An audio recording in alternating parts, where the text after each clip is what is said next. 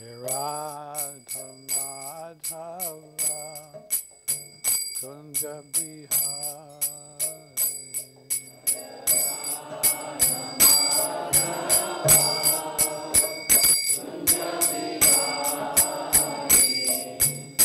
Gopijana Vallabha Girivardhari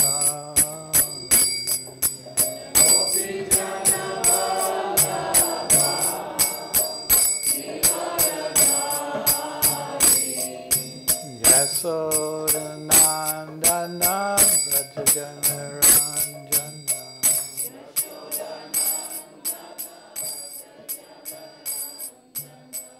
Yamunatira Vanacha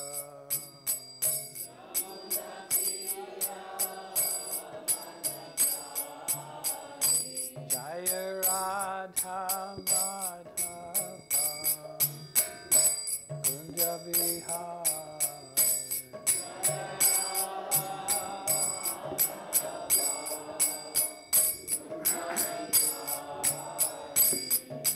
Gopi Jana Vallabha Girivardhari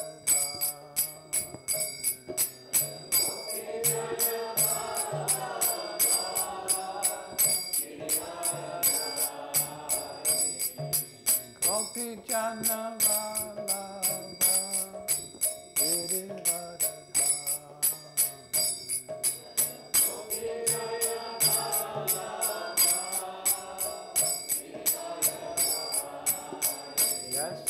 Yasodanandana Brajajana Ranjana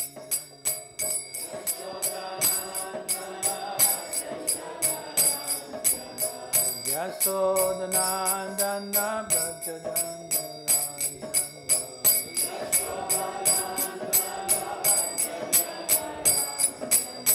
Yamunatira Vanacha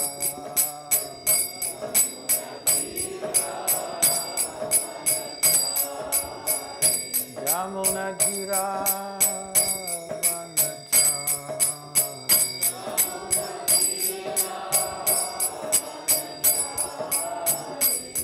Jaya Madhava Kunja Bihari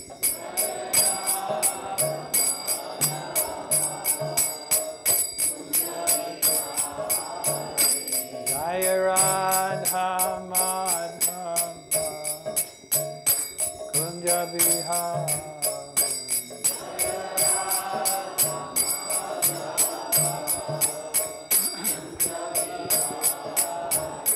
Jaya Radha Madhava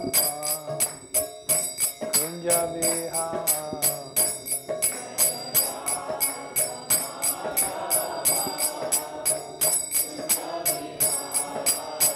Hare Krishna Krishna Krishna Hare Hare Hare Rama Hare Rama Rama Rama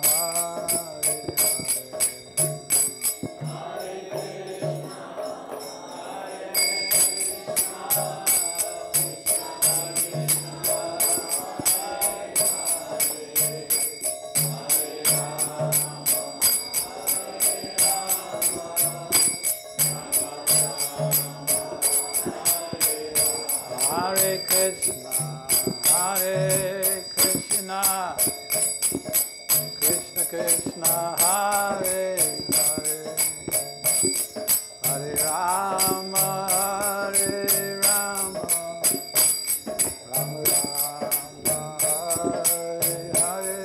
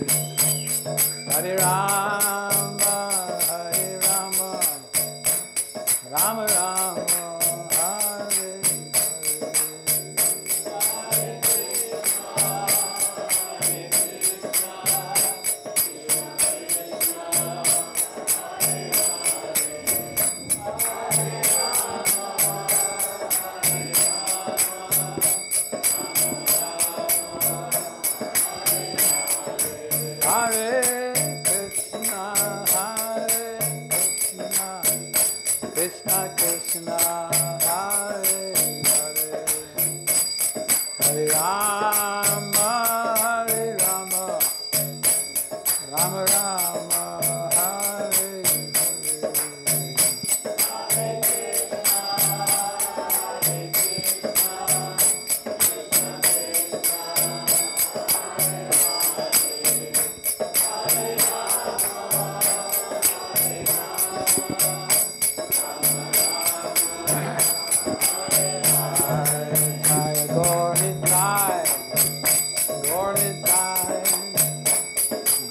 Jaya Jaya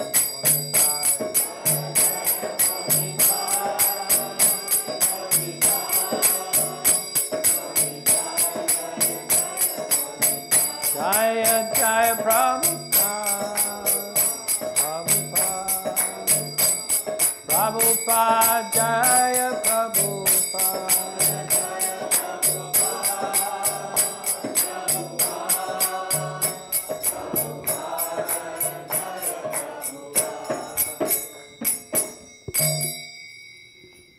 Gyatimanandasya jananjana salakaya chaksuram militam yena tasmai Shri Gurave Namaha. Shri Chaitanya Manobhishtam Stapitam Yena Bhutale Swayam Rupa Kadamayam Dadati Swapadantikam.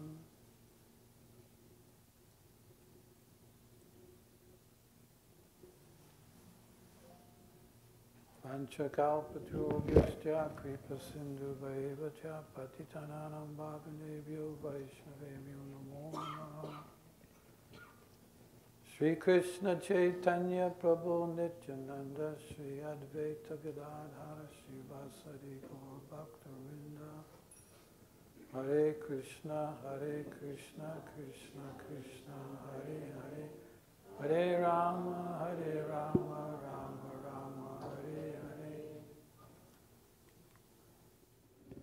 Om Namo Bhagavate Vasudevaya. Om Namo Bhagavate Vasudevaya. Om Namo Bhagavate Vasudevaya.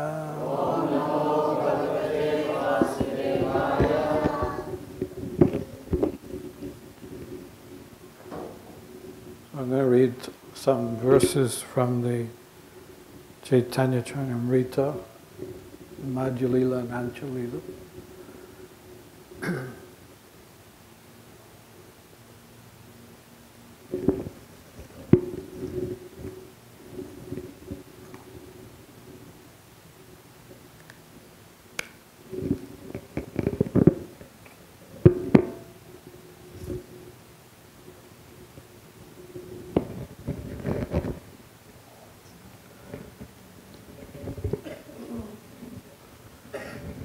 Now please hear from me about the process of devotional service, which is applicable in any country, for any person, at all times, and in all circumstances.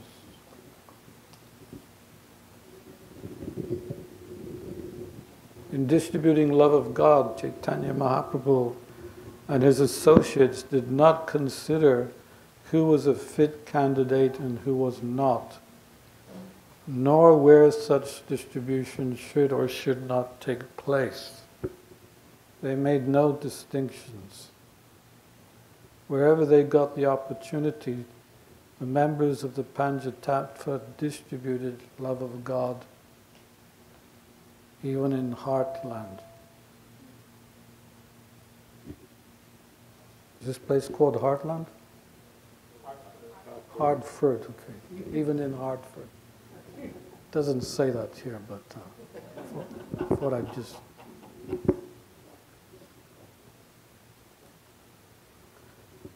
When the 5 members of the Panchatattva saw the entire world drowned in love of Godhead and the seed of material enjoyment in the living entities completely destroyed, they all became exceedingly happy.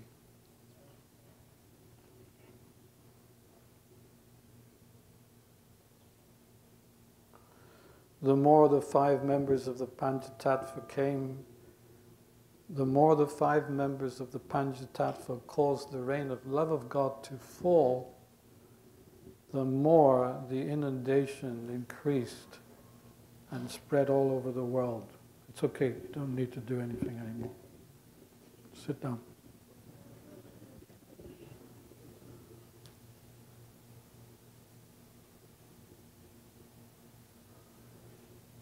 I am the only gardener.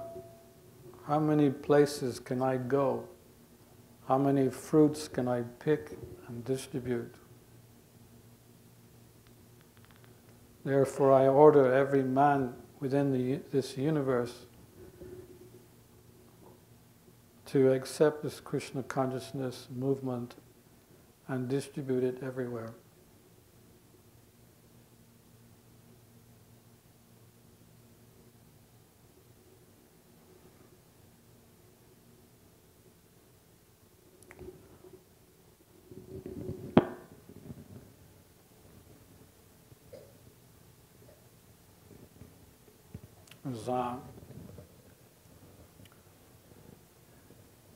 And Krishna was winding up his pastimes 500 years ago, 5,000 years ago. He was just about to leave and Ganga Devi approached him. She said, my dear Lord, I want to come back home too. I don't want to stay here. Kali Yuga is just around the corner. And I really, really don't want to be inundated with all the sinful reactions of the people of this age. So please let me come back home with you. This is mentioned in the Brahma Vivarta Purana. Krishna replied to Ganga Devi, it's okay, Ganga, you stay. My Senopati, Commander-in-Chief, Bhakta will come and he will spread Krishna consciousness all over the world. And the devotees from the preachers from all over the world will come to Sridham Mayapur and bathe in your waters and purify your waters. Yeah, I couldn't actually understand this part. I asked Jayapataka Maharaj once about it because he quotes this verse a lot. And I said, does that mean that I can go on the banks of Mother Ganga and say, are you ready, Mother Ganga? I've come to purify you. And of course he said, no, that doesn't mean that one of us, but the culmination of all the preachers of the world coming and bathing in the Ganges purifies Mother Ganga from all the sinful reactions of the sinners. In 1977 also there was a Kumbh Mela in Allahabad, and I was there. At that time Srila Prabhupada was present, and he ordered us to go and bathe at a certain time when there was a certain auspicious time for bathing. And he told us, out of respect, please bring some water so I can bathe, yeah. Although it was not necessary for he himself to bathe in the Ganga itself, but he wanted to respect the water on his head, so he asked us to bring some water back. But this is an interesting point that through our activities, Sankirtan activities of preaching Krishna consciousness, our hearts become pure. And when we meet together at Sridham Mayapur, there's there's an inundation of devotees from all over the world, it creates a very, very auspicious atmosphere. So auspicious that we become surcharged with spiritual transformations. Srila Prabhupada said that he created the Vrindavan Mayapur festival for that reason. Like we could come and take some relief from our preaching activities in the West and inundate ourselves with spiritual energy so that we can continue our preaching.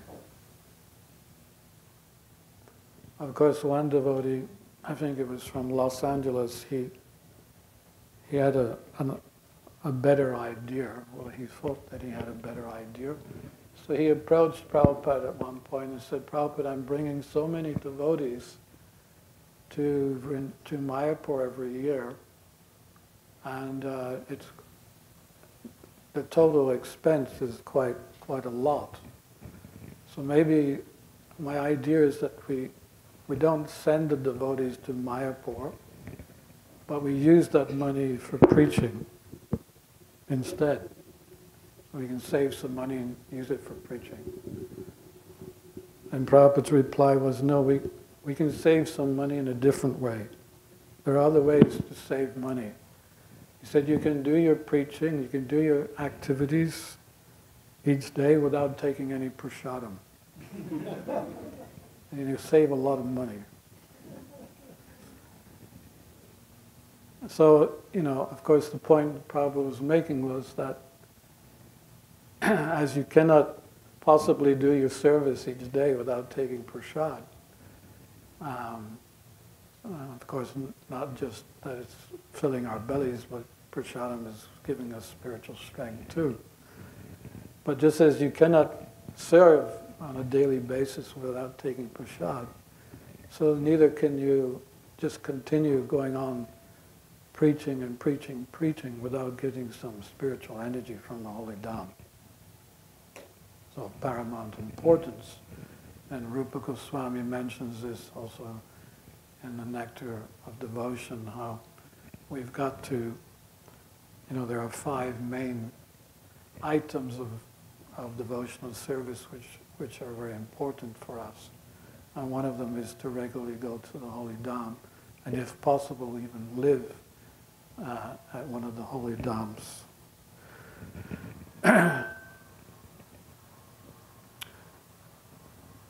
So then Krishna said to Ganga, for 10,000 years there will be Eka Varna. There will be only one Varna, and that Varna will be that everyone would be a Hari Bhakta. Everyone would be a devotee. And the period would last 10,000 years. After that period, the full force of Kali Yuga will inundate the world, and at that time your waters should flow underground until the next Satya Yuga appears. And nowadays they have these instruments where they can detect things underground, and they see that Mother Saraswati, she is flowing mostly underground. There's only 2 places where she's visible at present moment. So Krishna is advising Ganga Devi to do the same, that when full force of Kali Yuga inundates this world, and it will be very, very heavy. We think that we have hard times now, I mean, it appears to be very, very difficult, but it will get even more difficult. But of course, we're lucky because our protection is that we have Lord Chaitanya, Lord Nityananda's special mercy raining down on us, giving us protection from the influence of this age. So this is the mercy which we are receiving on a daily basis by executing the will of Sri Chaitanya Mahaprabhu and Sri Nityananda Prabhu by assisting them in spreading Krishna consciousness.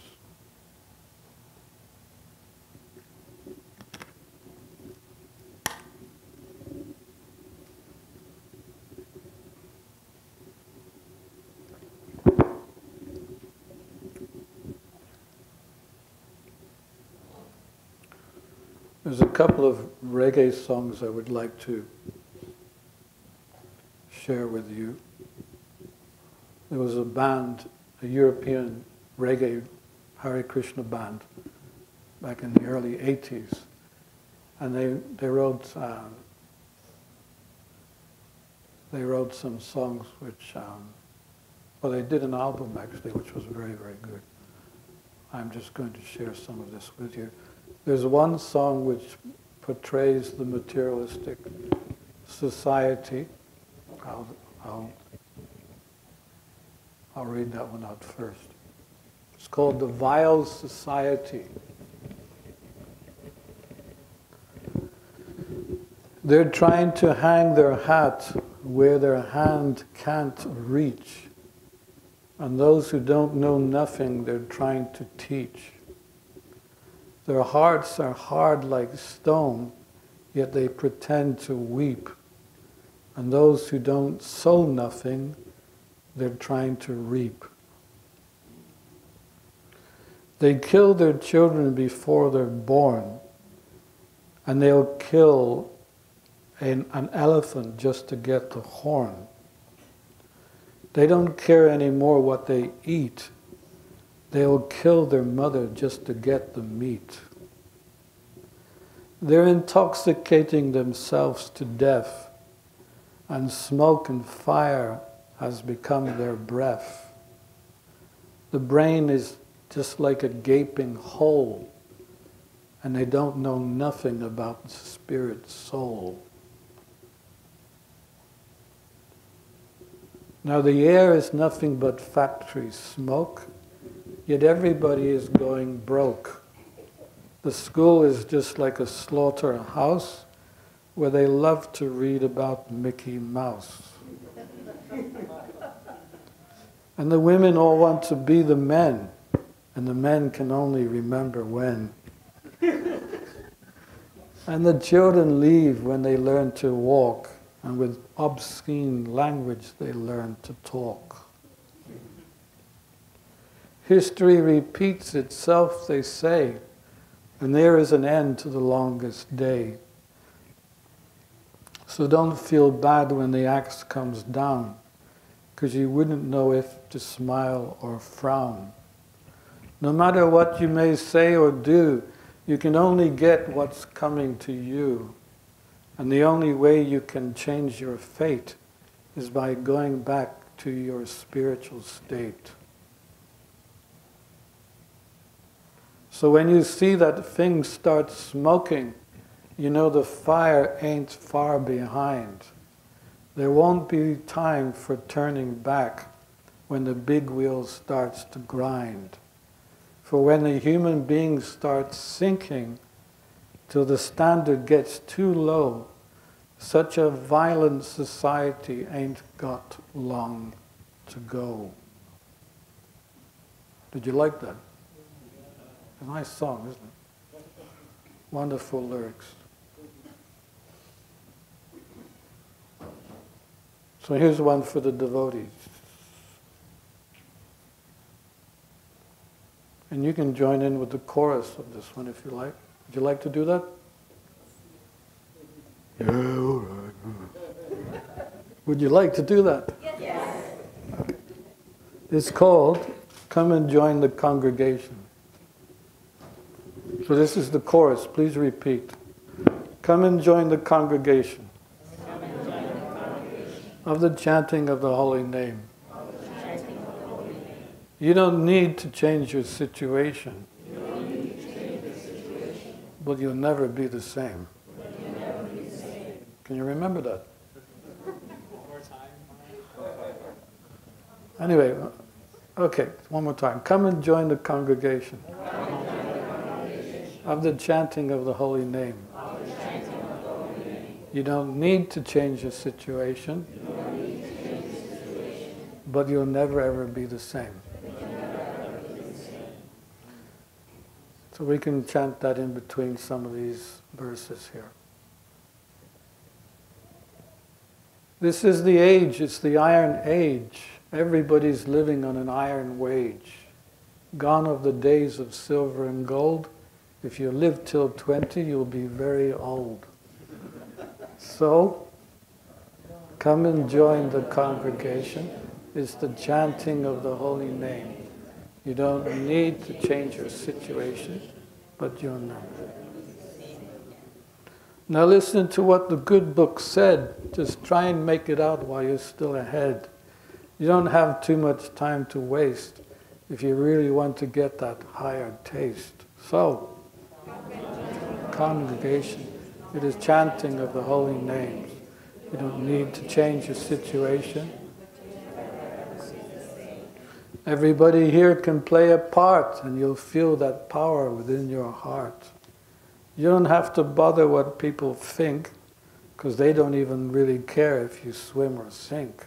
So,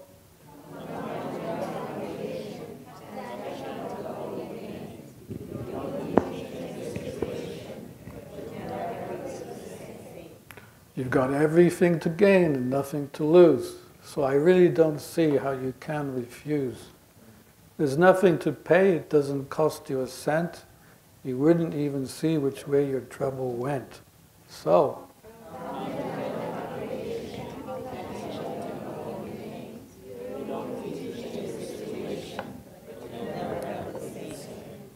you're pretty good. That name's going to enter every single home because it's even sweeter than honeycomb. It's got more power than an atom bomb because Goloka is the place where it's coming from.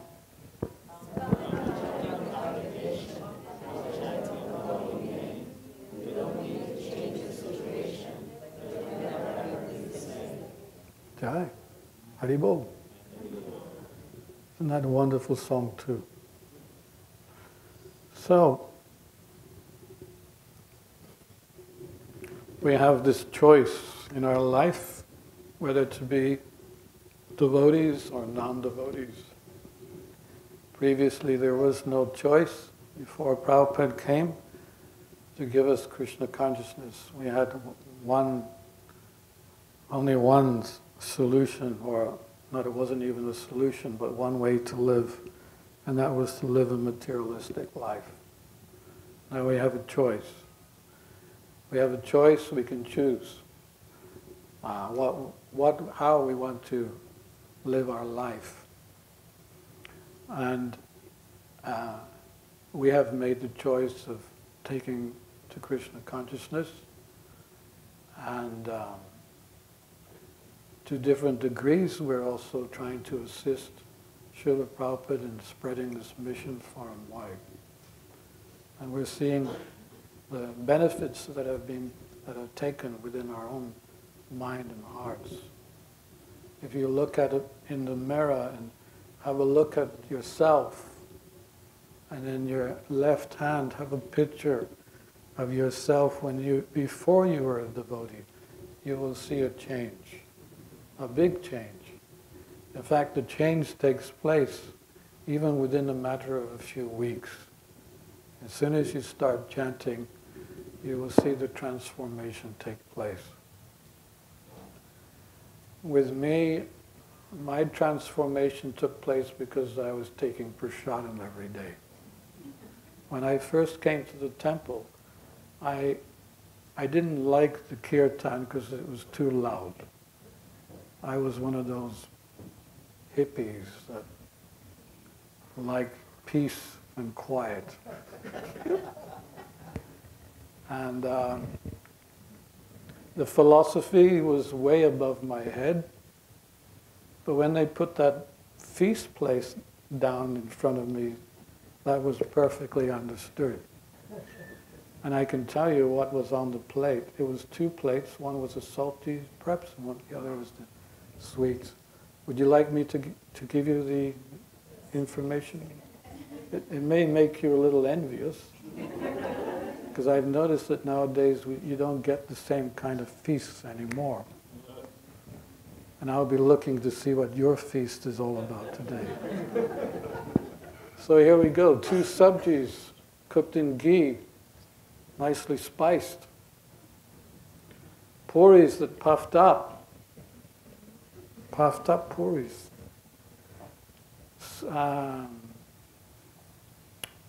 Pushpan rice. Have you ever heard of pushpan rice? Pushpan rice has every single spice you can imagine. It's got cheese balls, it's got cashew nuts, it's got coconut wedges. It's a feast in itself. Then there was koftas. There was raita. There was either samosas or pakoras. And there was a papadam. And I think that was about it. And some chutney. Yes, that was the salty preps. Now the sweet plate. This was halva.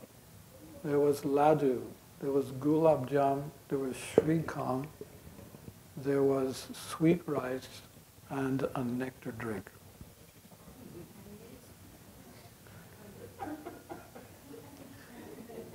How do you feel about that? Prabhupada said that when you first come to the temple, you should eat as much as you like. So much that when you walk away, you should walk away like a duck. You've seen how ducks walk, right? So I was walking away from the Sunday feast like that for many months. One day the devotees came to me, they said, "You like our food, don't you?" And I said, "Yeah, it's really good." They said, "Well, why don't you come for lunch too?" I said, "Why not?" So I came. And you could say it was at least 3.5 months. I was just coming, eating, taking prasad. I didn't know it was prasad, but for me it was just good food. And then one day, I was on the top of a double-decker bus. In London we have this top deck, bottom deck. And I was on the top deck of the bus, minding my own business. And suddenly, without me even knowing, even desiring, I started to recite the Hare Krishna mantra. And I was surprised. What's going on here? And the experience was so profound that I was chanting all evening. And I just couldn't stop. It was just so, epidemic. It was like an epidemic. As soon as I started chanting, I just could not stop chanting. The next day I came back to the temple and I told the devotees, I have a problem. They asked me, "What is your problem?" I said, "Well, I keep chanting your mantra and I can't stop." And they laughed. And one devotee said, "Do you realize what you've been eating the last 3 months?" I said, "Good food." Prasad is Krishna. Krishna is prasad. Non-different. They said, "Don't worry, just keep coming and take more prasad." So that's how actually I became a devotee. Whatever aspect of Krishna consciousness you dive into, it purifies your whole existence and transforms your life. Yeah, in fact, the devotee said, when I told him that I had been chanting all night, he said, "Yes." He said, your tongue has been purified, and now Krishna is personally dancing on your tongue, inducing you to chant. This is the power of just taking prasad. It says in the Bhagavad Gita, those who eat food which is not offered, they're verily eating only sin. Those who are taking food that is offered, then it's even a yoga feat, you know. Just by taking prasad, we're performing yoga, back to yoga. Isn't that amazing? We're doing yoga just by eating. That's truly amazing. There's no other yoga system whereby eating you're performing yoga. But back to yoga, even just taking prasad together, it is a yoga feat, a yogic perfection.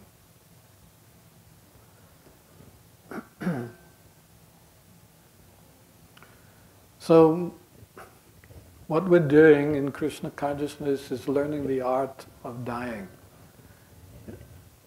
In the material life, material existence, the aim is to learn the art of living. They're trying to fathom out all kinds of different styles and ways to live, which ultimately are going to be a complete failure anyway, without adding Krishna to their life. We're not interested in learning the art of living, but we are interested in learning the art of dying. And that, in that sense, we are actually living properly anyway. So we learn the art of living and we learn the art of dying simultaneously. Everything that we're doing now is a preparation for the last moment, where we should, by that time, be reasonably Krishna conscious. And that Lord Chaitanya and Lord Nityananda, they have seen our sincerity of purpose by assisting Srila Prabhupada, or our Guru, Lord Chaitanya, Lord Nityananda, in spreading Krishna consciousness.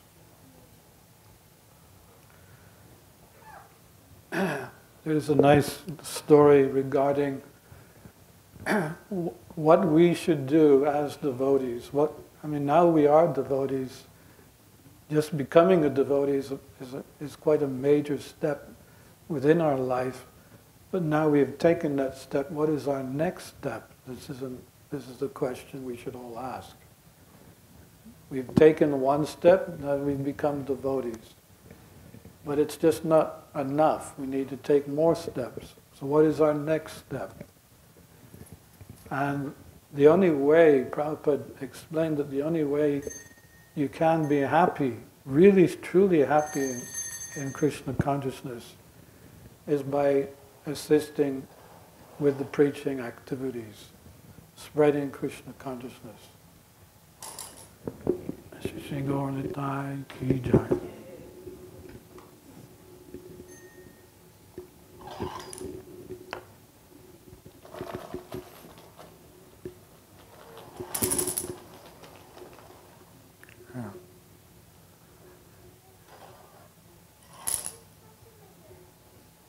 Sometimes devotees ask me, you've been a devotee for 45 years, what is your secret?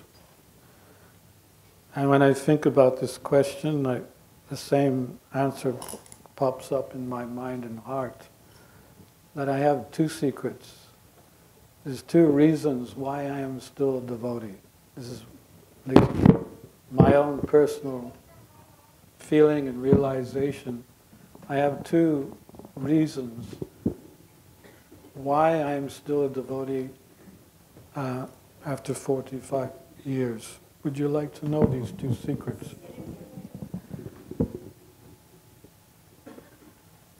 Number one is that I've always preached. Even as a grihastha. Actually, a correction. When I was a grihastha, I told my wife at one point, we're not going to preach for at least 1 year, just to see how much we really want to preach. Whether this is just something that, an institutional phenomena that we feel forced to preach, or whatever the case may be. I said, let's not preach for 1 year and see how we feel. Will we be as happy as we are now? Well, we lasted 2 months. We lasted 2 months, and it wasn't fun at all. And we soon got back into the preaching spirit again. The Prabhupada said that preaching means to bother someone. First, you've got to stop someone, because everyone's hell-bent and going in the wrong direction, in another direction. You have to stop them. Please, my dear sir, you're going in the wrong direction. You need to go this way. And just to stop them, it's a major feat nowadays, because they're so intoxicating and they're so eager to go hell-bent to hell. And we have to be as eager to serve Krishna, to stop them and take them back home, back to Godhead. Prabhupada said that if you see a non-devotee running down the road to serve Maya, you should run down and pass him to serve Krishna. You should be more enthusiastic to serve Krishna. So this is number one. I've always preached. I can't see any other reason why we shouldn't. Prabhupada has given us so much. He's given us so much. He's turned our life in such an auspicious way. And the goal, we're going back home, back to Godhead. My God, what a goal! There's no other institution in the world that can offer such a wonderful goal. And all we have to do is chant 16 rounds, follow the 4 regulative principles, and assist our Guru in preaching Krishna consciousness. That's all. And then we're guaranteed. Prabhupada gave us reassurance of that fact, that if we did those few things, and you were sincere about it, no matter what the result was, you may have only given 1 or 2 books out, but if they were done sincerely from your heart, you wanted to help someone to be free from the clutches of Maya, then that is your ticket back home, back to Godhead. So this is number one I've always preached. Preach, preach, preach. Preaching is life. Preaching is living. You have this wonderful building here now. It's an oasis within a desert. You need to fill it right up. So much that not one more person can enter into the room. You say, excuse me, what? You okay, but you can just see from the window. You'll have to stay outside and peep through the window.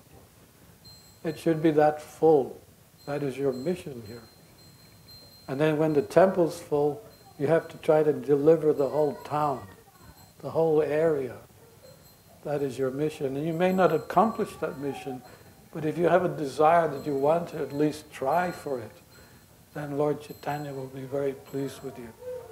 And he will assist you in your spiritual life. So secret number 2. Would you like to know secret number 2? Yes. Well, secret number 2 is that I've always preached in difficult places. One time a devotee asked me, why don't you preach in Bali? I said, well, why should I preach in Bali? He said, well, it's nice weather, tropical fruits, you can get good massages. One devotee has a 5-star hotel, you can stay there. You're a sannyasi. And I was thinking, wow, I could fall down in Bali. Yeah. Of course, now I think, is that volcano still active? There's a volcano there, right? Maybe it's not such a good place after all. Anyway, I said, no, I would rather go to Murmansk. Have you ever heard of Murmansk? Well, it's the most northern city in Russia. And right now it's the middle of winter, and so that means it's only light for 2 hours in a day. The sun doesn't even rise. So, no light. Okay. There's no light in Berlin. I was there was no light. Okay. I was there where there was 2 hours of light. So you were probably at the peak of the winter. Yeah, no light. And if there's anything, the sun doesn't even rise above the horizon. And it's freezing cold. And but the wonderful thing is that there's nothing to fall down to there. There's absolutely nothing. Well, there is one thing you can fall down to. The devotees are making these wonderful cakes. You know, anyone who has a birthday or wedding celebration, whatever the case may be, they go to the devotees and purchase the cakes from the devotees. That's where everyone gets their cakes, from the temple there. So these are my two secrets. I don't know, you know, if this is a difficult place. Is it a difficult place? Huh? No. It's an easy place, is it? Huh?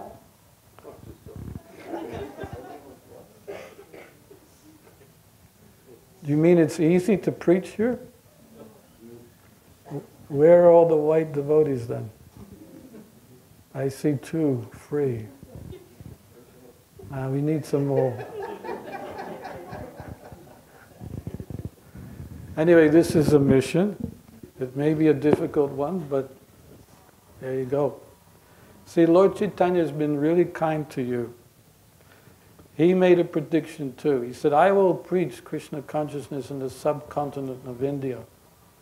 And my Senopati commander-in-chief, he will go to the west and he will capture any Indian that tries to escape my mercy. So you've come here to escape. You've come to escape the mercy of Lord Chaitanya. You've come to the West thinking there's something here. But you became disenchanted and you realized actually there's nothing here. Let me go to the temple. You came to the temple and you became a devotee. Isn't it? Or give me another story. What do you think? Is it true? You came here with this idea that, yeah, the West has got something to offer,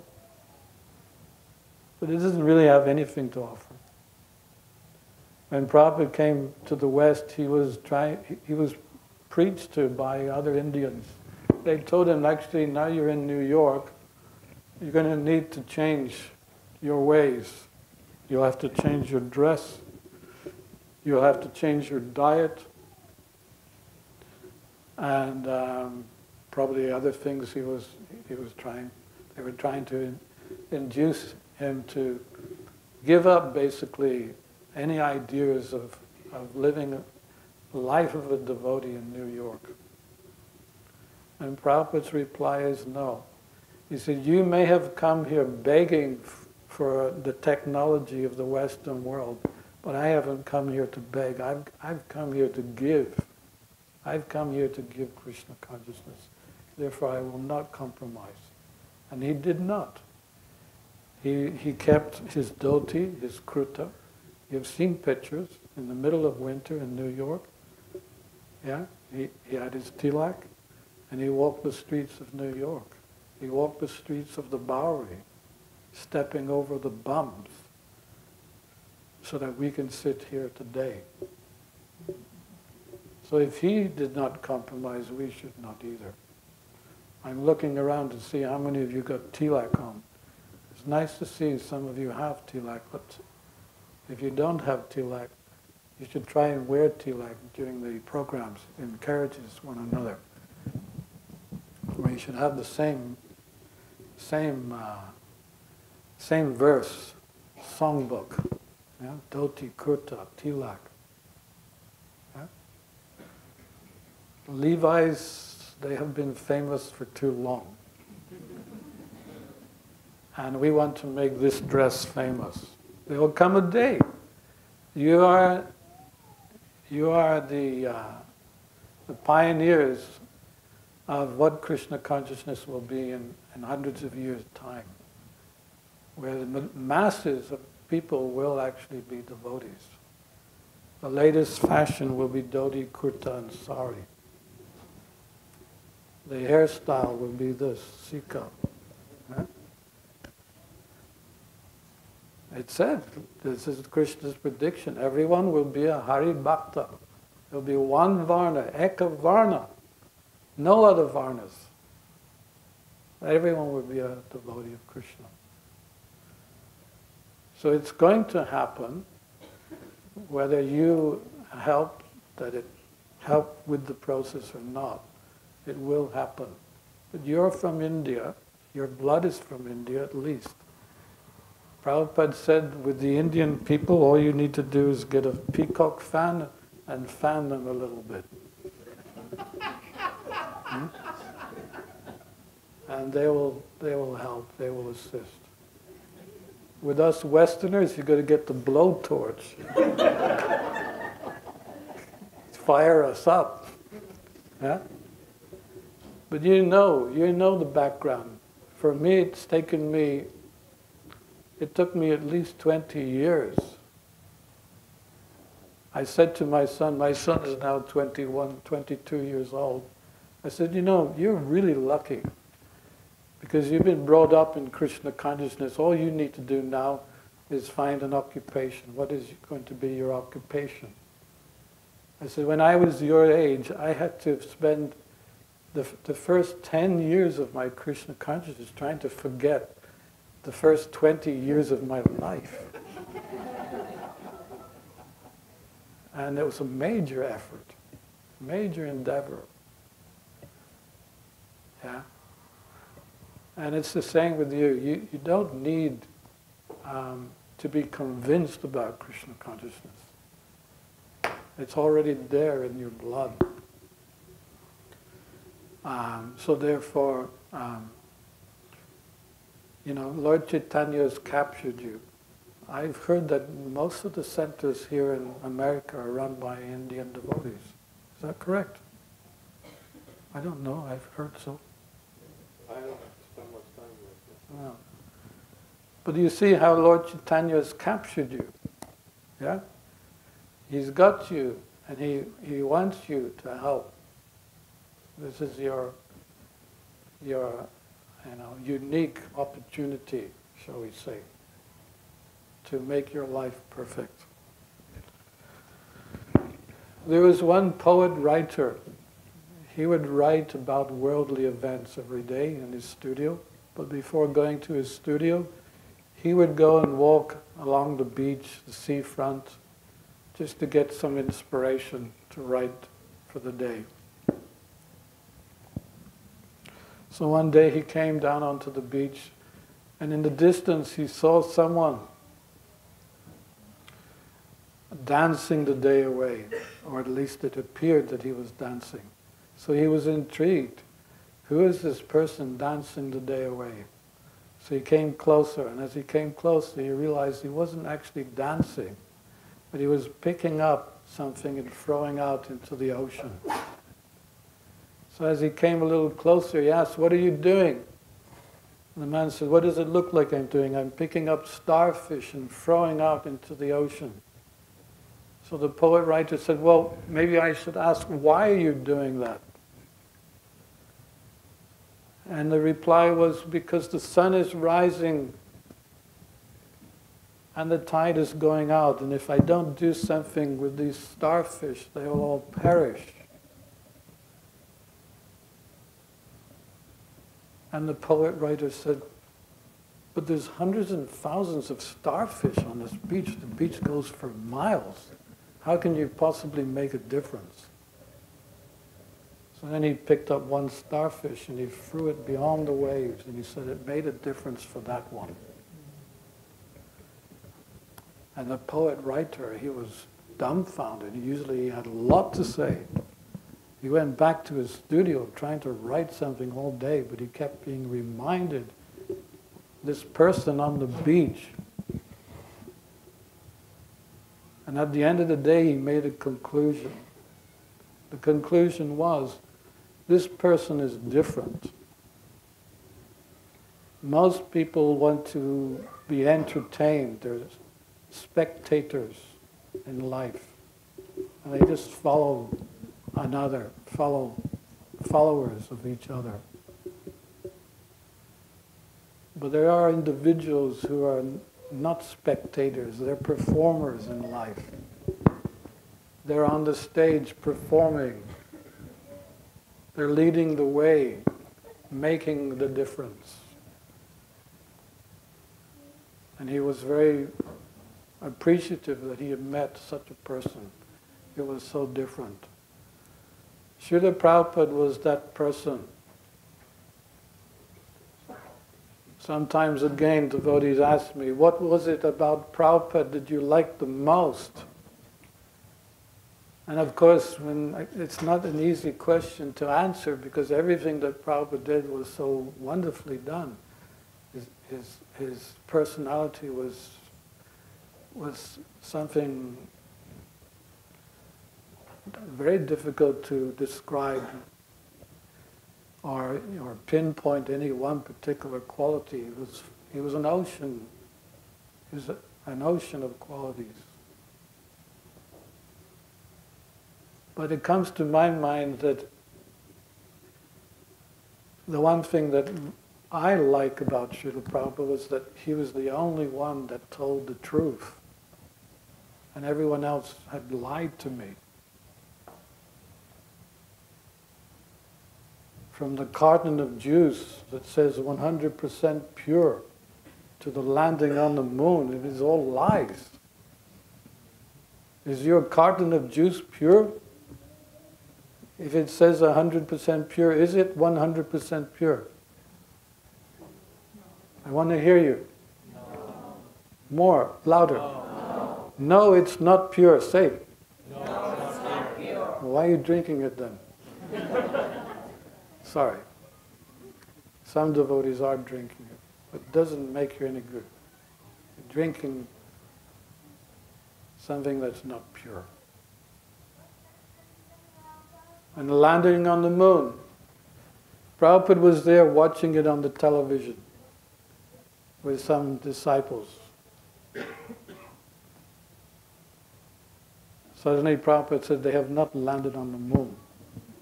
One devotee said, well, Prabhupada, it's on the television.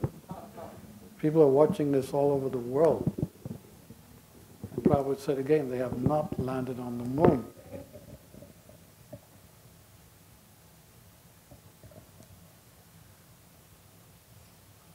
Now if you Google moon landing, you'll find 100 Hulk theories.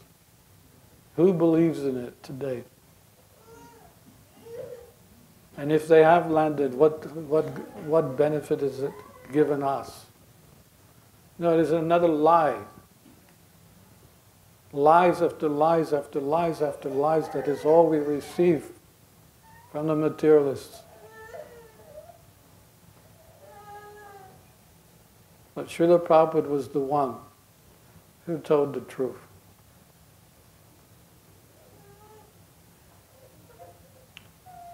You know the story of the king. He was approached by one tailor. He said to the king, my dear king, I will make you some clothes. These clothes will be very special. Something you never see, clothes that you'll appreciate so much. Anyone who doesn't appreciate these clothes will be fool number one. So the king was intrigued. Yeah, go and make and come back. So after 1 month, the tailor came back. I've got your clothes ready now. By that time, the word had got around. Everyone in the town was waiting to see the king's new clothes. So the tailor handed the clothes to the king. There were no clothes, but the king didn't want to feel like a fool either. So he took the clothes and changed his clothes and went parading in the streets. No one wanted to feel like a fool. So everyone was having a festival, showering flowers on the king. Oh, look at the king's new clothes. until one child said, "The king has no clothes on." And then they heard the child say, "The king has no clothes."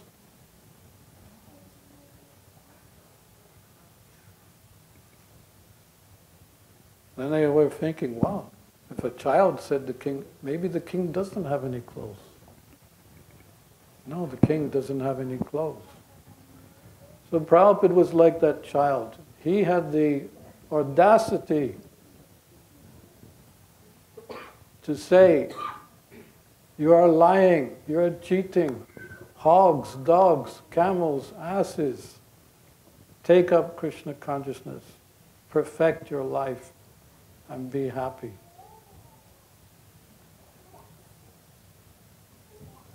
So we're very fortunate to be devotees.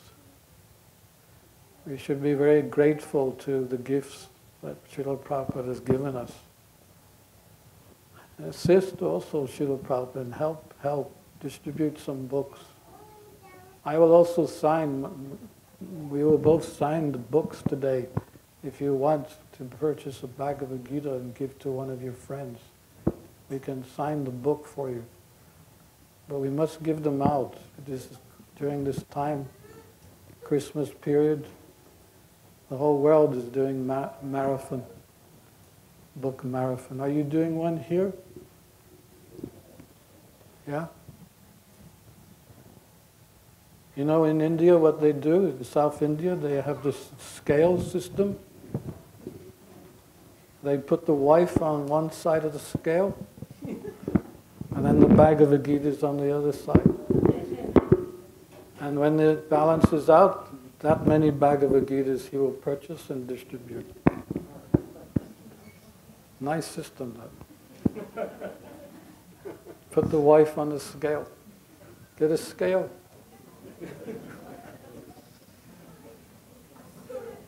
So many different ways to distribute. Prabhupada said, just use your good intelligence, that's all. So thank you very much. If you have any questions, I'll try to answer a few questions. Yes?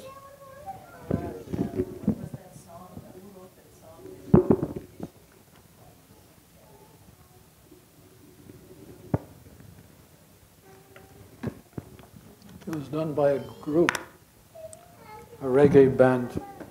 I don't remember their name. It was way back in the early 80s. But if you want a translation, I can give you. Do you want me to give you?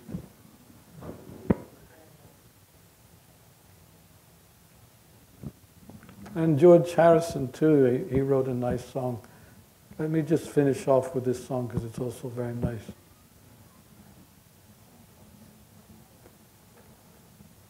It's called The Art of Dying. There'll come a time when all of us must leave here. Then nothing Sister Mary can do will keep me here with you. As nothing in this life that I have been trying could equal or surpass the art of dying. Do you believe me?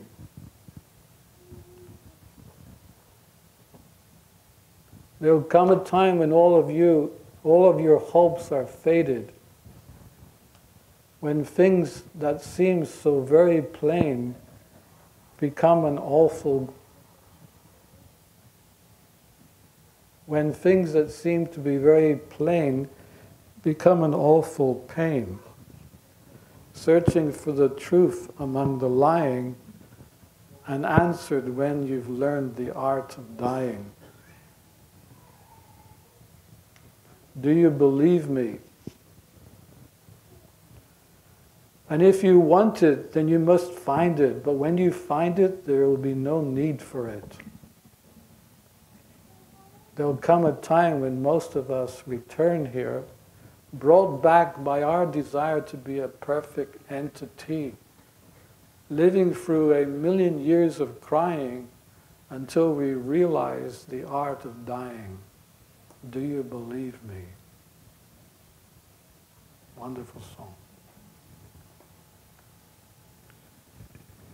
Thank you so much. Oh, yes.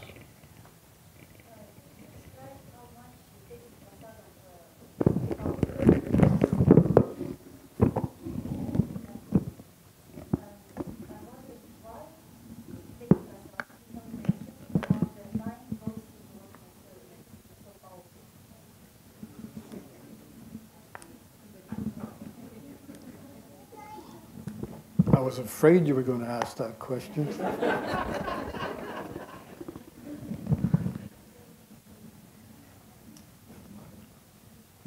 Maharaj?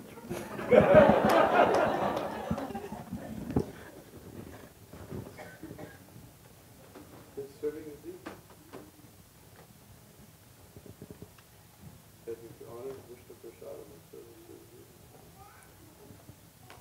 Maharaj is saying it is part of the worshiping the deities. We make offerings and then we respect those offerings. So it comes in line with worship.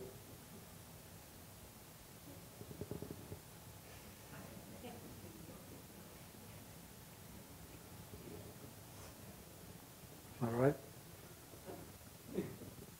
He's my boss.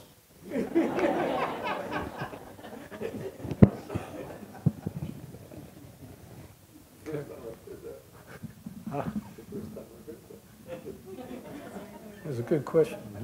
Oh, from me.